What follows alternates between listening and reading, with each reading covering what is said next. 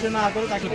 আর আপনি আপনি তো এখন আপনি যদি ওনার থেকে মেরুত ওষুধ কিনে খেয়ে ফেলেন, মানে আমি ওনাকে জেল দিয়ে জমা দিয়ে যে কোনো শাস্তি দিই না কেন, আপনার যে ক্ষতি হচ্ছে সেটাকে আমরা পোষাতে পারবো পারবো না। অতএব আপনার উচিত হবে আপনার ডেটটা দেখে কিনা, এবং আপনি এখানে সবাইকে সব ব্যবসায়ীদেরকে বলবেন তোমরা মেয়াদ উত্তীর্ণ কোনো পূর্ণ ওষুধ রাখবে না, মিষ্টি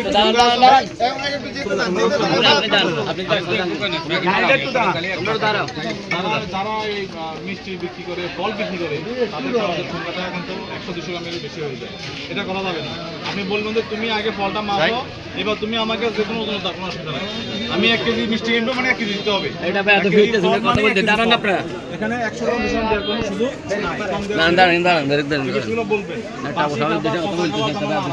সেটা তাদেরকে বলবেন। আমরা কিন্তু নিয়মিত তদারকি আপনারা যদি সবাই মিলে আমরা সবাই মিলে কথাগুলো বারবার বলি, তাদেরকে রিকল করাই দিই। এখানে আমাদের বাজার সভাপতির মধ্যে আছে, তারা মনে হয় যে আগালিয়া বাজারটা আরো ভালো হবে, আরো উন্নত হবে।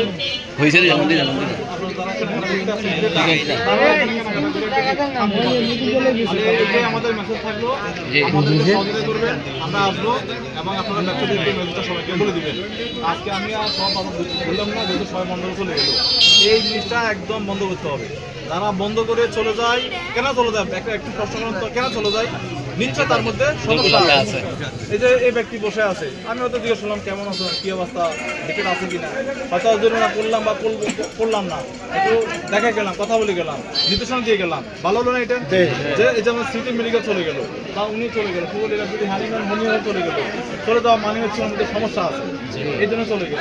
অতএব আপনারা সবাই মিলে যদি আমরা ওনাকে বুঝাই বলি যে নেক্সট টাইম তো এটা করা হবে না, এটা বুঝে বলবেন, নাহলে কিন্তু আমরা তো আমরা তার বাসমান কোনো দোকানদার না, যা আজকে আসছে কালকে আর আসবো না।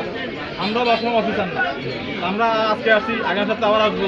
যারা যারা বন্ধ করে গেছে তাদের অপরাধ আরও বেশি হবে, জরিমানা বেশি হবে। অতএব সবাইকে বলে দিবেন যারা এই বিষয়গুলো সবাই মেনে চলে, তাহলে আমরা সবাই ভালো থাকতে পারবো।